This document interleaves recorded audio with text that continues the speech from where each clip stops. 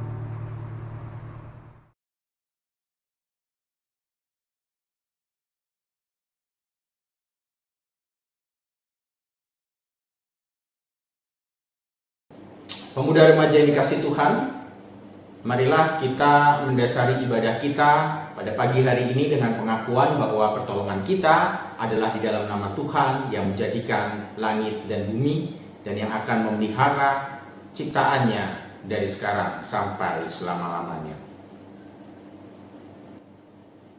Tuhan beserta saudara.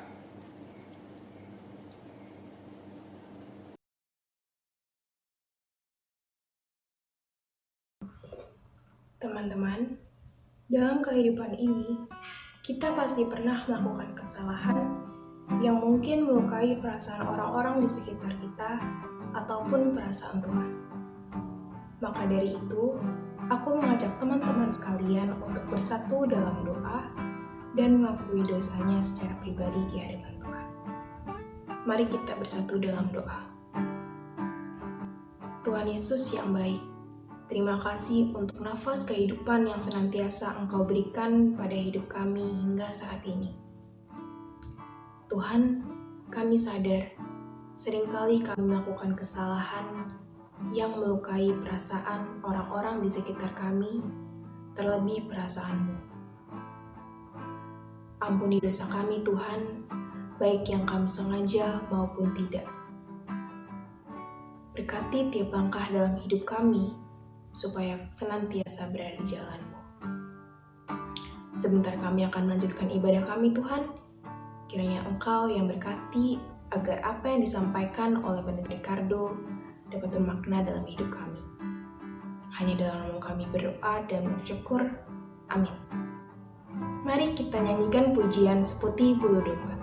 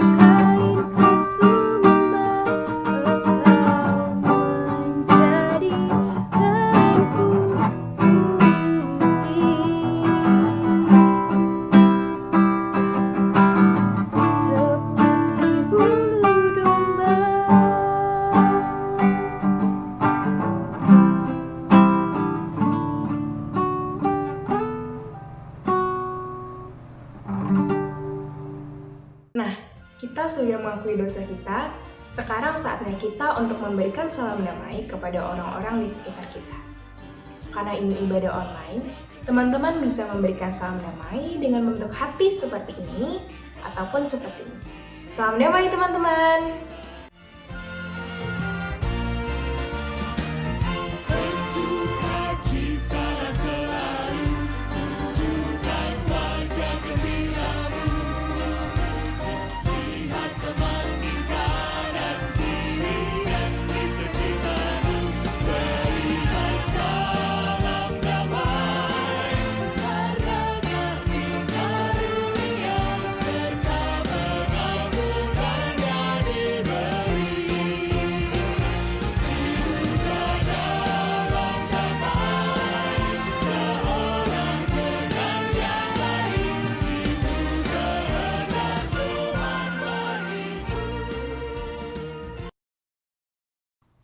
Teman-teman, kita sudah sampai di inti ibadah kita hari ini.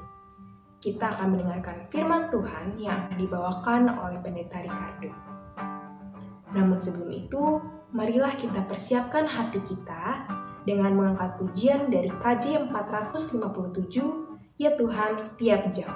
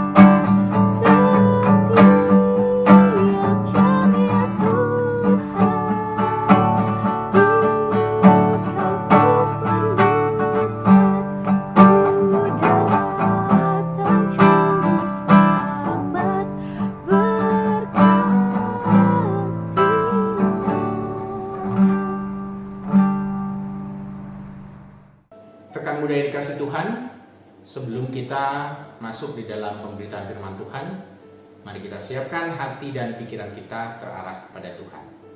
Kita berdoa. Bapa Surgawi, kami datang kepadamu Tuhan, kami mengucap syukur untuk kasih setia Tuhan dalam hidup kami. Terima kasih di dalam perjalanan kehidupan kami bahwa Tuhan sendiri yang sudah menuntun kami. Dan pada saat ini juga kami hendak mendengar sapaan-Mu.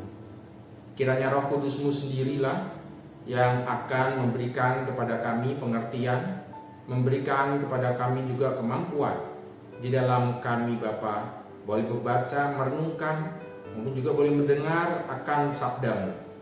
Tolonglah kami ya Bapa, supaya diri kami terbuka untuk Engkau sapa, untuk Engkau tuntun, bahkan juga dimampukan melakukan firman. Hanya di dalam nama Tuhan kami Yesus Kristus kami berdoa.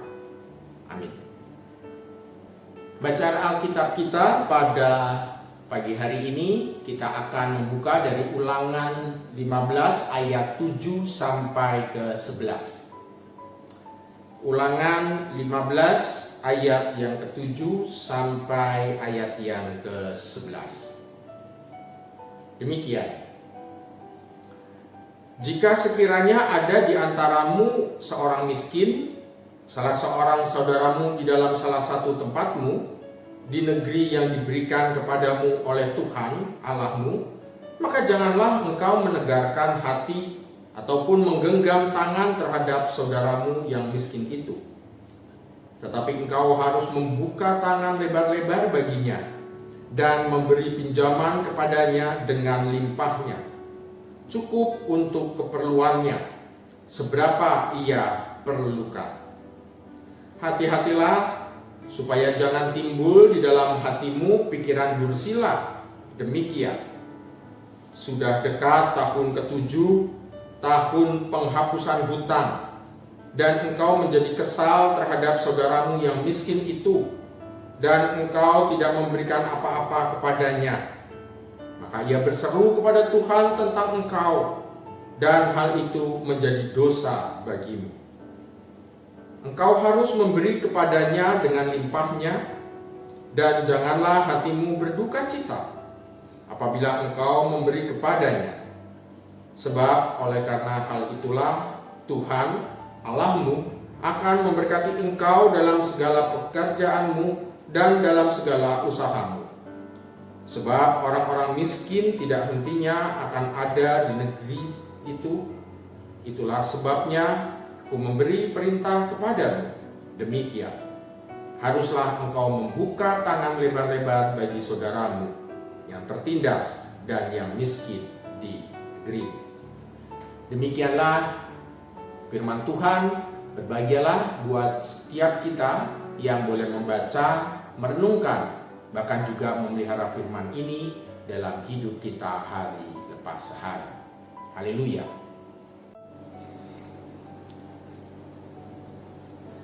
Rekan-rekan muda dan remaja yang dikasih Tuhan, gimana kabarnya? Ada sukacita kan dalam kehidupan teman-teman semua? Baik rekan-rekan semua, ketika kita bicara tentang orang miskin, rasa-rasanya orang miskin itu selalu ada di sekitar kita. Jumlah mereka konon katanya akan bertambah banyak, apalagi di masa-masa sulit, masa-masa pandemik saat ini. Bertambah banyak, orang miskin selalu ada. Betapapun juga banyak orang atau mungkin semua orang ketika dikatakan maukah kamu menjadi miskin atau maukah kamu bercita-cita jadi miskin, pasti jawabannya enggak ada yang mau. Tetapi pada kenyataannya tetap saja orang-orang miskin itu akan bertambah. Nah, rekan-rekan muda yang dikasih Tuhan, orang miskin yang biasanya disebut sebagai orang-orang yang tidak mampu, seringkali dalam masa kini kita menjumpai ada 3 kategori di sana. Yang pertama adalah orang-orang yang benar-benar tidak punya. Jadi miskinnya miskin mutlak. Mereka untuk menyambung kehidupan hari lepas hari aja sudah susah. Mereka untuk makan aja sudah susah. Apalagi mereka punya yang namanya rumah. Rasa-rasanya itu hanya sebuah impian. Ini adalah kategori orang-orang yang miskin mutlak. Yang kedua, ada juga orang yang miskin relatif. Apa itu miskin relatif? Orang miskin relatif adalah ketika dia melihat ada orang yang lebih daripada dia merasa miskin. Sebagai contoh gini teman-teman. Ketika kita punya sepeda, sepeda untuk kita olahraga. Lalu kemudian ketika kita melihat ada tetangga kita baru beli sepeda, mereknya Brompton. Lalu kita merasa, oh ternyata dibandingkan dengan tetanggaku, aku ini orang miskin. Ini adalah orang miskin yang relatif. Dan rasanya orang miskin jenis ini juga banyak dalam hidup kita. Yang ketiga, juga kita atau seringkali juga disebut sebagai orang miskin mental, atau orang yang jiwanya miskin atau mentalnya miskin. Ini bisa dikatakan sebagai orang-orang yang mungkin mereka adalah orang-orang yang mampu, orang-orang yang kaya, tetapi mereka tidak punya hati untuk memberi, tidak punya hati untuk membantu sesamanya yang membutuhkan. Ini adalah orang-orang yang miskin mentalnya. Ada juga mungkin orang-orang yang berkecukupan, ya, mereka punya segalanya, tetapi ketika mereka itu melihat ternyata ada tetangganya tadi yang miskin, yang butuh pertolongan dan mendapatkan jatah entah raskin entah sembako baik dari pemerintah atau dari instansi lainnya, nggak taunya mereka minta juga.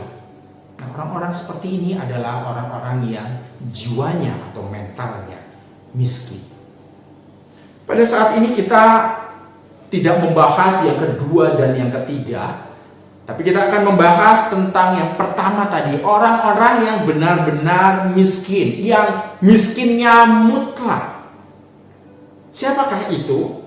Di dalam Ulangan 15, di sana dinyatakan dengan jelas bahwa orang miskin ini adalah orang-orang yang tidak mampu untuk bayar utang. Orang-orang yang pernah minjam uang, pernah minjam makanan, tapi mereka disuruh mengembalikan. Mereka tidak punya sesuatu untuk dikembalikan. Dan orang-orang inilah yang menjadi perhatian Tuhan. Dan bacaan kita di sana ditekankan tentang bagaimana keadaan orang-orang kaya ketika di sekitarnya dijumpai ada orang-orang miskin. Orang-orang kaya ini kemudian diperingatkan oleh Tuhan supaya mereka itu jangan mengabaikan orang-orang miskin. Jangan kamu menegakkan hati. Kamu cuek.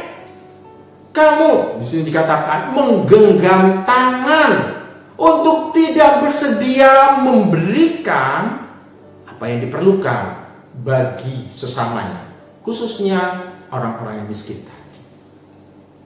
Allah menginginkan supaya kita untuk memiliki hati yang mau berempati, hati yang berbelas rasa. Bahkan di sana dikatakan di ayatnya yang ke-8, engkau atau kita harus membuka tangan lebar-lebar bagi mereka dan memberi pinjaman kepadanya dengan limpahnya, cukup untuk keperluannya seberapapun yang ia perlukan. Firman Allah pada hari ini mendorong supaya umatnya, kita semua, untuk memiliki belas kasihan, supaya kita memiliki keprihatinan, supaya kita juga punya kemurahan terhadap mereka yang ada di tengah-tengah kesulitan. Saudara yang dikasihi Tuhan, sesungguhnya perintah Allah ini dapat dimaknai dengan sederhana. Di sana dikatakan, janganlah kamu menegarkan hatimu.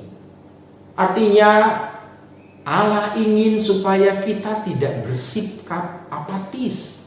Kita tidak peduli. Supaya kita tidak bersikap tidak peka akan keadaan yang ada terhadap sesamanya. Kita diajak untuk membuka tangan selebar-lebar, yaitu juga dengan memberi. Memberi tidak cuma semata-mata cuma ngasih, tapi memberi dengan landasan ketulusan, ada kejujuran. Membuka tangan lebar-lebar artinya untuk bersedia berbagi. Artinya juga membuka tangan apa? Kita menyambut, kan? Kalau kita memerlukan seperti ini kan, ya. Artinya apa? Kita menyambut mereka yang tertindas, yang miskin. Kita merangkul mereka yang tidak berdaya. Dan kita mau rendah hati ketika kita mau berbagi. Kita tidak menolak mereka yang miskin. Kita harus menerima mereka dengan penuh cinta. Dan kita beri dengan ketulusan. Membuka dengan lebar-lebar. Artinya juga ketika kita mengasihi mereka tidak ada batasan. Bukan karena engkau satu sekolah denganku, bukan karena aku adalah saudaramu secara darah, bukan aku semarga denganmu, bukan. Tapi siapapun yang menderita, kita harus mengasihi mereka. Ketika kita mengasihi mereka, ketika kita memberi, kita juga tidak menuntut mereka. Kita harus memberi dengan tulus, tidak setengah-setengah. Artinya apa?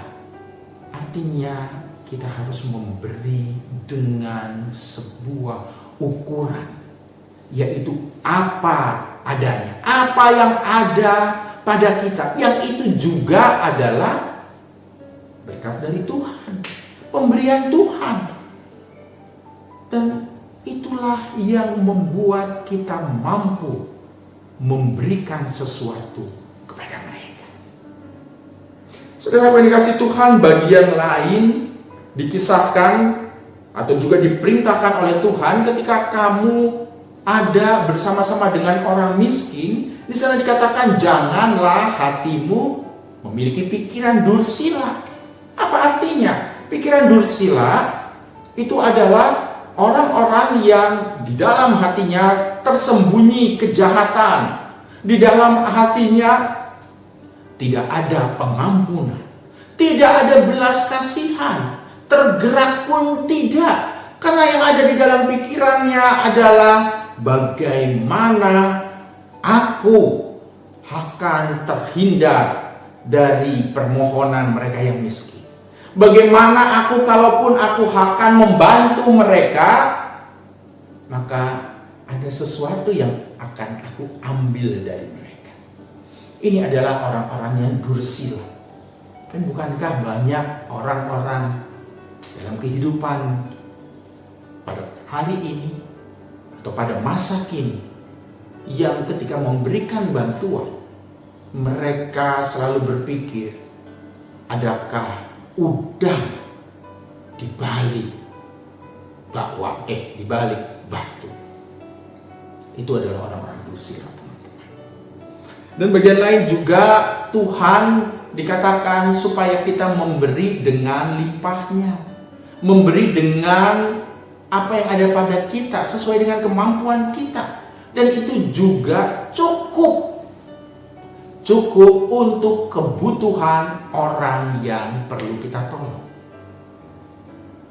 Saudaraku yang dikasihi Tuhan, pada bagian berikutnya di sana dikatakan supaya janganlah hatimu berduka cita ketika memperhitungkan pemberian.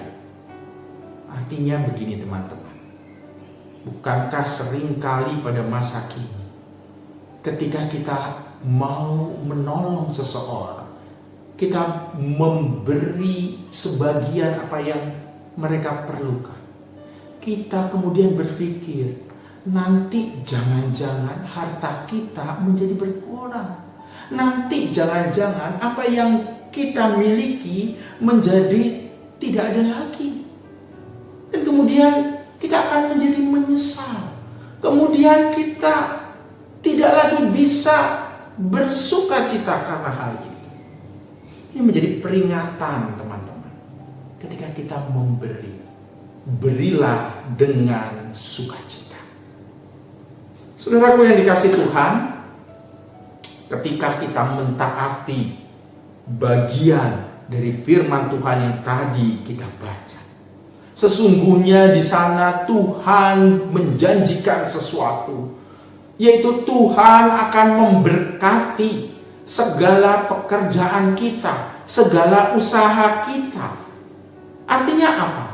Di dalam perjalanan kehidupan kita, saat kita bekerja, saat kita belajar, saat kita berusaha, maka di sana berkat Tuhan juga akan terus menyertai kita. Dan itu akan terus berlaku selamanya, tanpa kenal musim, tanpa kenal waktu. Dan itu adalah janji Tuhan yang akan diberikan bagi kita. Kenapa demikian? Sebab perintah ini adalah perintah Tuhan. Sama juga seperti ketika Tuhan sudah memberikan 2 loh batu. Dua hukum Taurat kepada Musa. Dua loh batu ini kemudian dijadikan sebagai aturan, sebagai petunjuk untuk kehidupan orang-orang Israel. Dan kehidupan itu mengatur bagaimana mereka harusnya beribadah kepada Tuhan dan bagaimana mereka juga harus mencintai sesama. Maka di dalam semangat itulah, maka yang namanya kepedulian terhadap sesama itu harus terus dihidupi, harus terus diwujudkan.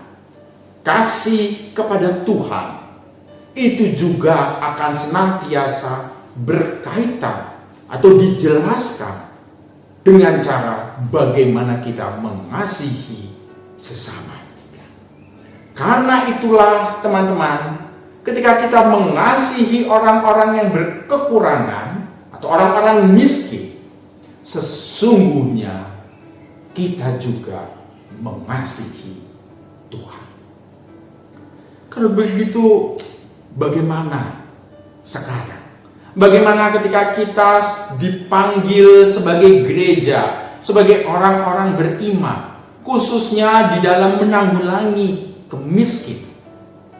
Saudaraku, jangan pernah berpikir yang namanya kemiskinan itu cuman urusannya pemerintah, cuman urusannya dinas sosial, ataupun juga LSM dan juga yang lain-lain. Sebab kalau kita berpikir demikian, maka sesungguhnya kita menjadi orang-orang yang tidak pedulian, orang-orang yang apatis, orang-orang yang egonya besar. Kita menjadi orang-orang yang tidak peka terhadap kenyataan yang terjadi. Saudara yang dikasihi Tuhan, ketika kita melihat keadaan di sekitar kita, bukankah kita sering menjumpai kenyataan bahwa ketika orang itu memberikan atau menolong seseorang, maka mereka memberikan dengan uang kecil, dengan memberikan sedekah dengan apa adanya. Jadi ketika kita ternyata di dalam dompet ini tidak ada uang kecil, maka seringkali kita kemudian berpikir, nanti aja, kita lewatin aja, tunggu kalau ada uang kecil baru nanti aku berikan kepada mereka. Sikap seperti ini seringkali kita jumpai. Pun juga di dalam kehidupan bergereja, ketika kita mau memberikan persembahan syukur, memberikan persembahan, kita ingin bahwa kita ada atau nama kita ada di dalam daftar donatur dan itu tercetak di dalam warta jemaat. Bukankah ini sesuatu hal yang sangat ironis? Bukankah ini adalah sesuatu hal yang mendukakan hati Tuhan?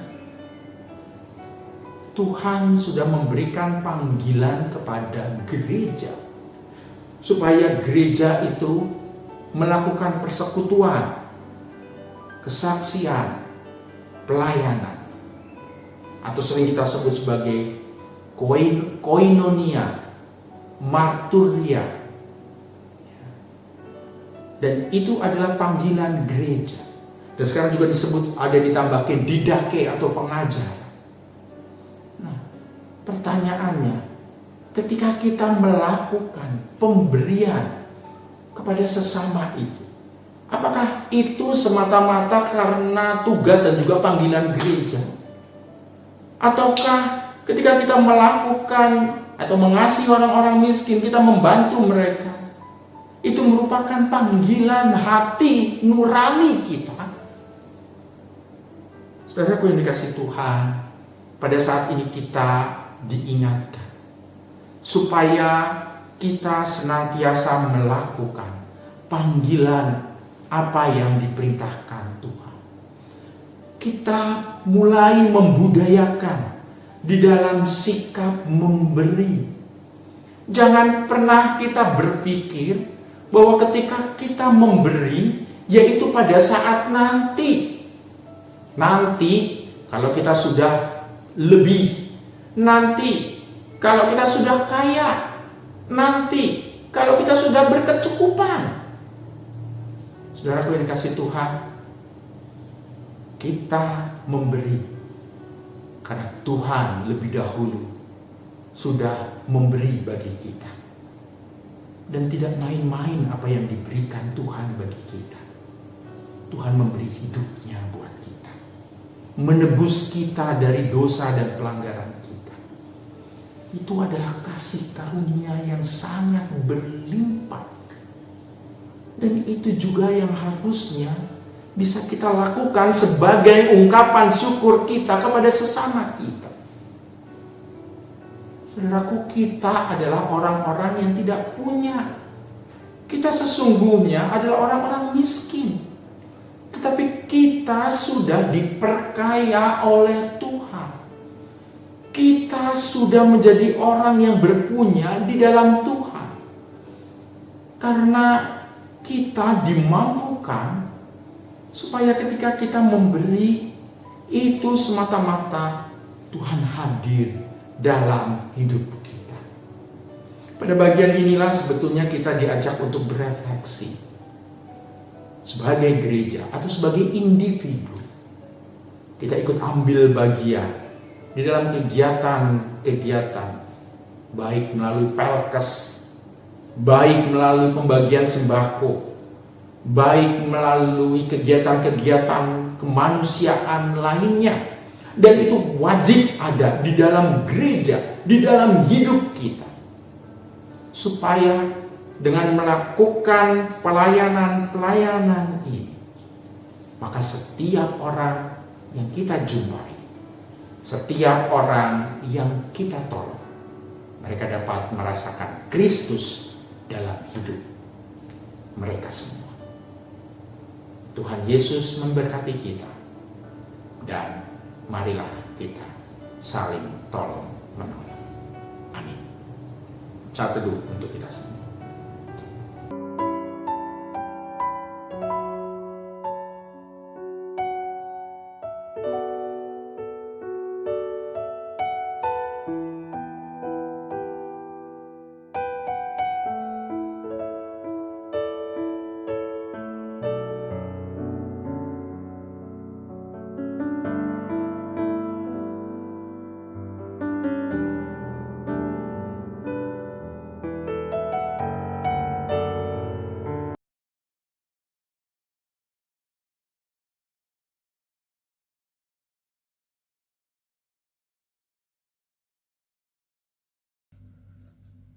Marilah kita bersama-sama dengan umat Allah di masa lalu, masa kini, dan masa depan, mengingat pada janji baptisan kita bersama akan mengikrarkan pengakuan iman rasuli. Aku percaya kepada Allah, Bapa yang Maha Kuasa, Halik langit dan bumi, dan kepada Yesus Kristus, anaknya yang tunggal Tuhan kita, yang dikandung daripada Roh Kudus, lahir dari anak darah Maria, yang menderita sengsara di bawah pemerintahan Pontius Pilatus, disalibkan, mati dan dikuburkan, turun ke dalam kerajaan maut, pada hari yang ketiga bangkit pula dari antara orang mati, naik ke sorga, duduk di sebelah kanan Allah, Bapa yang Maha Kuasa, dan dari sana akan datang untuk menghakimi orang yang hidup dan yang mati. Aku percaya kepada Roh Kudus, gereja yang kudus dan am, persekutuan orang kudus, pengampunan dosa, kebangkitan orang mati, dan hidup yang kekal. Amin.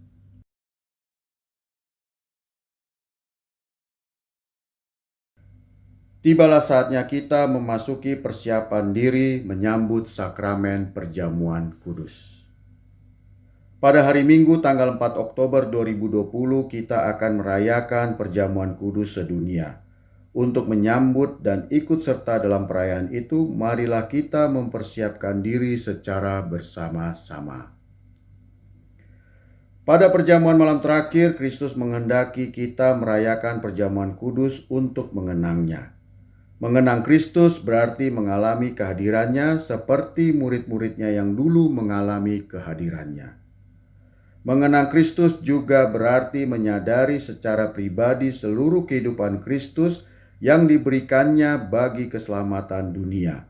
Sejak ia lahir, melayani, menderita sengsara, mati, dibangkitkan, dan dimuliakan di sorga. Marilah kita merenungkannya. Apakah saudara benar-benar rindu untuk berjumpa secara pribadi dengan Kristus, untuk mengalami kasih, kuasa, dan kebenarannya yang membaharui hidup saudara? Apakah saudara menghayati bahwa seluruh kehidupan dan karya Kristus, yaitu kelahirannya, pelayanannya, penderitaannya, kematiannya, kebangkitannya, kenaikannya ke sorga, sampai dengan kedatangannya kembali, terkait erat dengan kehidupan saudara? Pada perjamuan malam terakhir ketika Kristus memecah roti dan mengangkat cawan, Ia membagikan tubuh dan darahnya sendiri kepada murid-muridnya.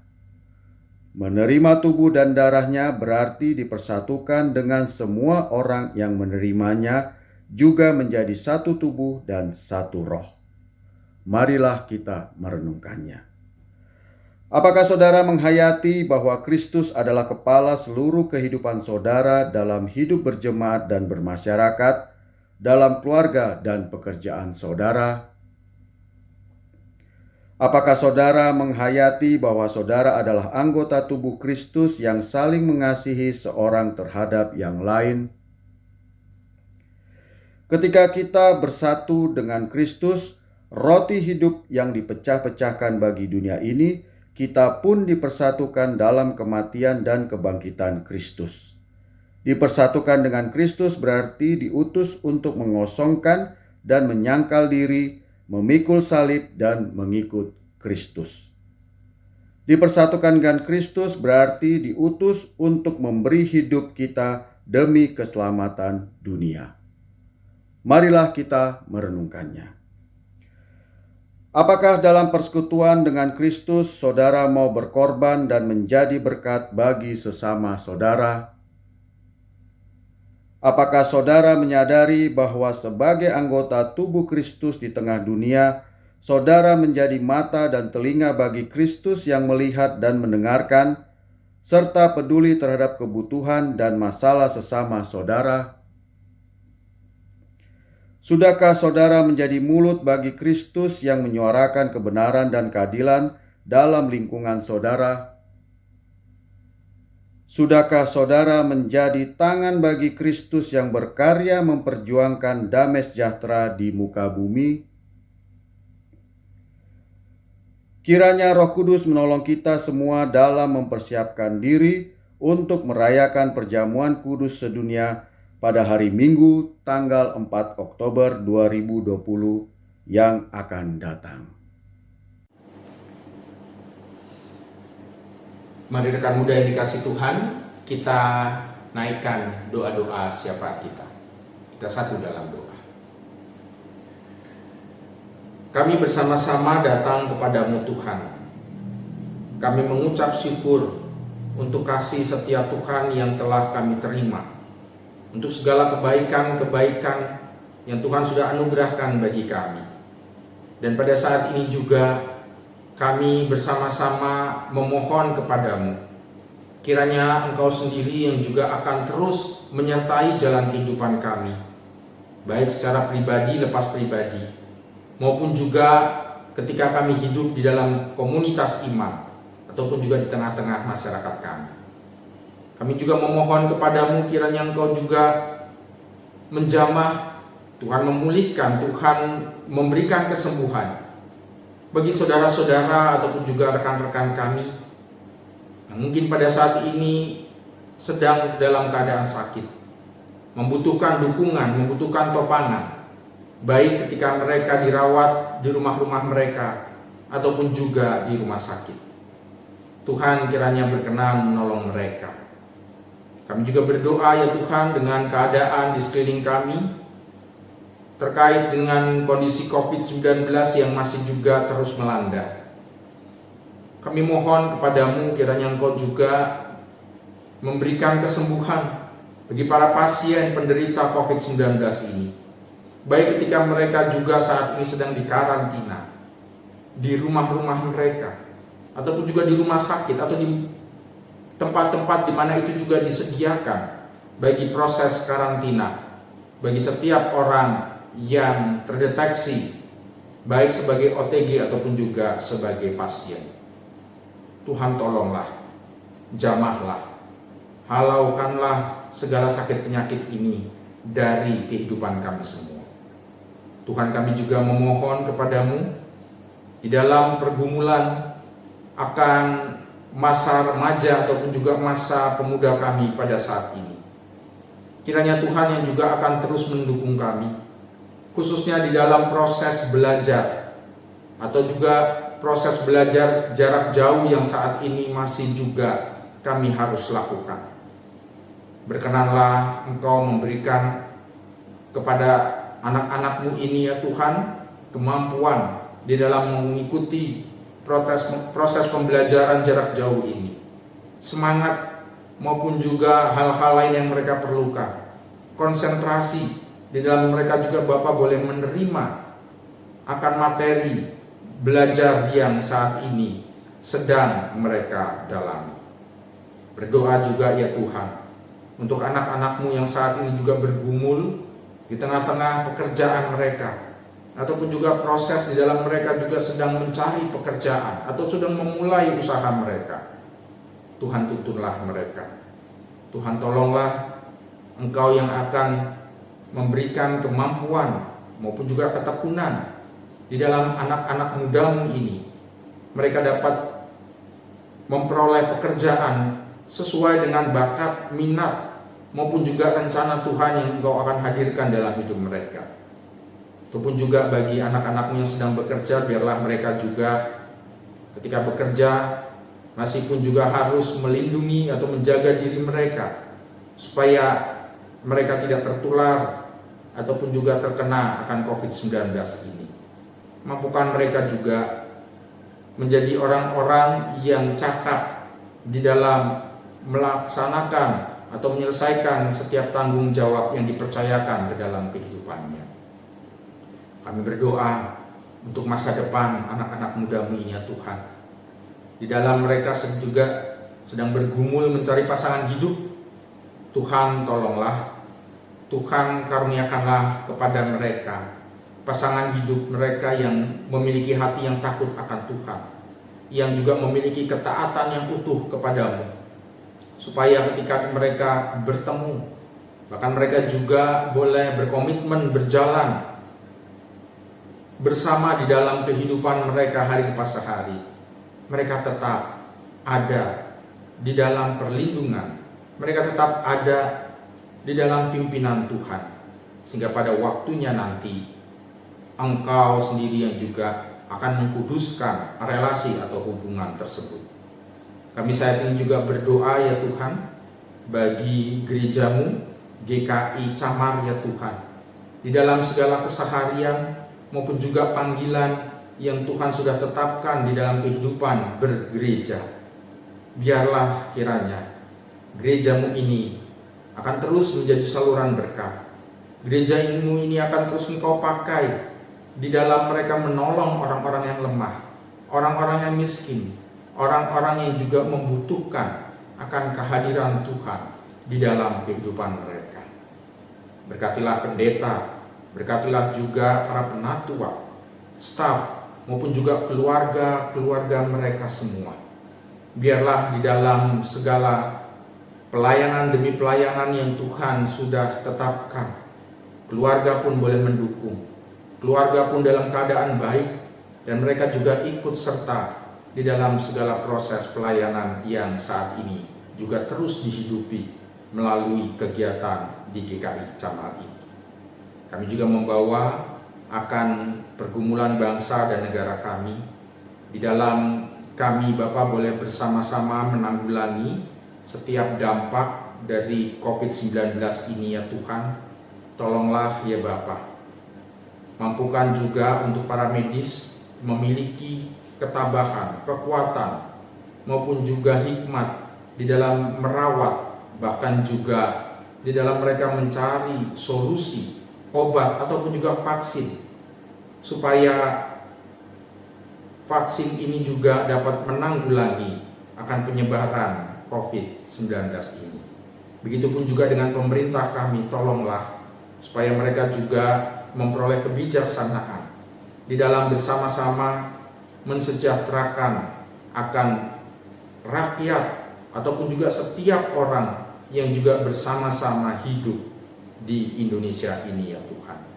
Biarlah hikmat-Mu senantiasa ada di dalam kehidupan Presiden, Wakil Presiden, jajaran menteri, maupun juga anggota Dewan, serta lembaga yudikatif. Biarlah mereka saling bekerja sama, bergandengan tangan, bukan hendak saling menjatuhkan, tetapi bersama-sama mencari jalan keluar yang terbaik, supaya kami semua dapat kembali sejahtera. Terima kasih ya Tuhan. Kami mengharapkan kiranya Engkau sendiri yang juga akan menjawab akan setiap doa-doa kami. Tuhan sendiri yang juga akan mengabulkannya sesuai dengan rencana-Mu. Dan biarlah doa-doa syafaat yang kami naikkan ini, kami hendak tutup dengan bersama-sama kami akan memujikan akan doa seperti Tuhan yang sudah mengajarkan kami melalui doa Bapa kami.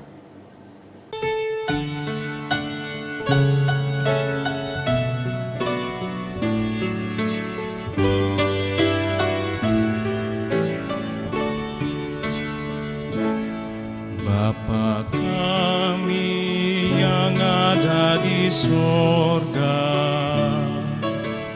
dikuduskanlah nama-Mu, datanglah kerajaan-Mu, jadilah kehendak-Mu di bumi seperti di sorga. Beri kami hari ini makanan yang secukupnya. Ampuni salah kami seperti kami ampuni yang bersalah pada kami.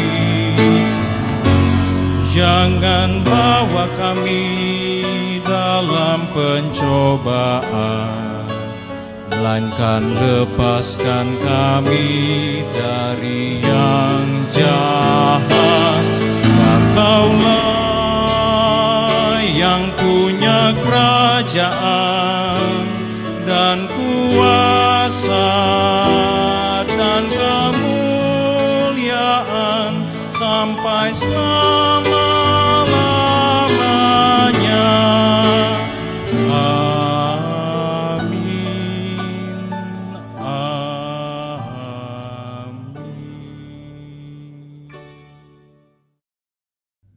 Jemaat yang dikasihi Tuhan, kini tibalah saatnya kita memberikan persembahan. Persembahan yang kita berikan tidak semata berupa materi, namun terlebih adalah hati yang bersih, tulus, dan mengucap syukur. Nas persembahan kita minggu ini diambil dari 1 Tawarikh 16 ayat 29 yang berbunyi, "Berilah kepada Tuhan kemuliaan namanya. Bawalah persembahan dan masuklah menghadap Dia. Sujudlah menyembah kepada Tuhan dengan berhiaskan kekudusan."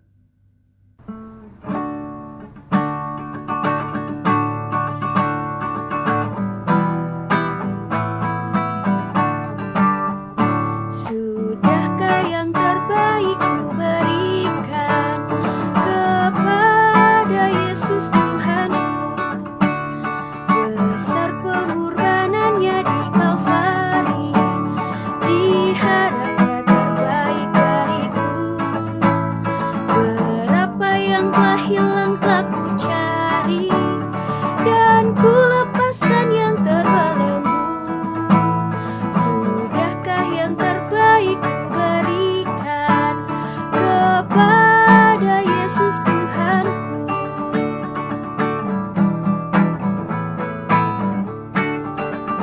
Telah ku perhatikan sesama, atau ku biarkan tegar? Ku patut menghantarnya pada Kristus, dan kasih Tuhan harus ku sebar. Berapa yang telah hilang telah ku cari, dan ku lepaskan yang terbelenggu.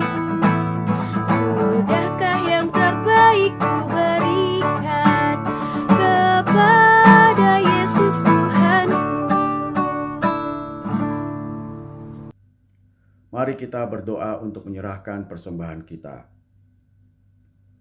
Bapa yang bertahta di dalam kerajaan sorga, terima kasih ya Bapa, karena hari ini Engkau masih kembali memberi kami kesempatan untuk memberikan persembahan kami.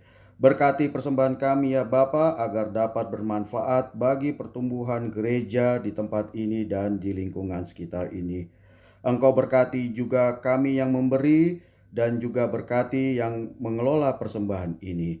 Terima kasih ya Bapa, di dalam nama anak-Mu Tuhan Yesus Kristus kami sudah berdoa dan mengucap syukur. Haleluya. Amin. Teman-teman, kita sudah mendengarkan firman yang disampaikan oleh Pendeta Ricardo. Kiranya apa yang beliau sampaikan tidak hanya terlintas di pikiran dan pendengaran kita, namun dapat kita tanamkan di hati dan kita terapkan dalam kehidupan sehari-hari. Sehingga kita bisa menyebarkan kerajaan Allah sesuai dengan perintahnya. Untuk lagu pengutusan, mari kita angkat pujian Kasih Pasti Lemah Lembut.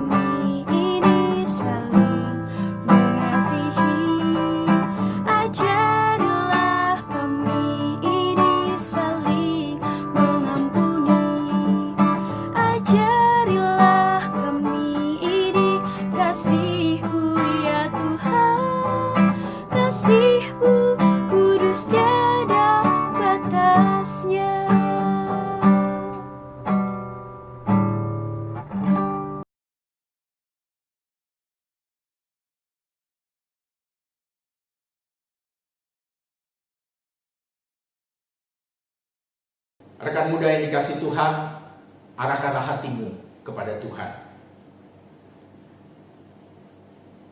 Jadilah saksi Kristus, terpujilah Tuhan. Kini pergilah dan terimalah berkat Tuhan. Tuhan memberkati engkau dan melindungi engkau. Tuhan menyinari engkau dengan wajah-Nya dan memberi engkau kasih karunia. Tuhan menghadapkan wajah-Nya kepadamu dan memberi engkau damai sejahtera.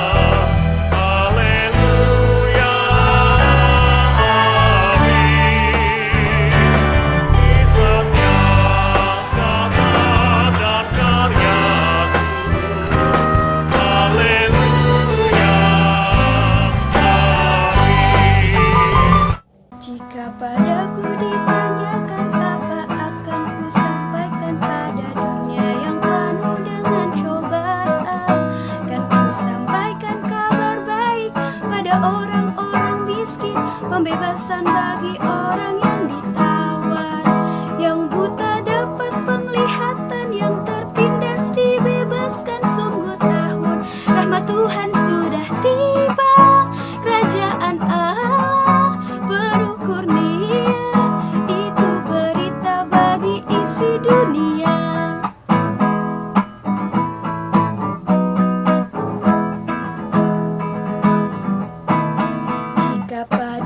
ditanyakan, apa akan ku sampaikan pada dunia yang penuh dengan cobaan. Aku bersaksi dengan kata tapi juga dengan karya, menyampaikan kasih Allah yang sejati. Telah tersedia bagi kita pengampunan dan anugerah keselamatan dari Kristus puteranya. Kerajaan Allah penuh kurnia, itu berita bagi isi dunia.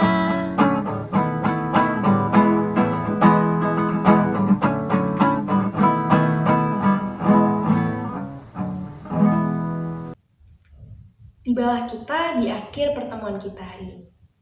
Terima kasih banyak kepada teman-teman sekalian yang sudah mengikuti ibadah online ini dari awal hingga akhir. Jangan lupa untuk tetap jaga kesehatan dan ikuti ibadah minggu depan ya. Selamat hari Minggu, Tuhan Yesus memberkati.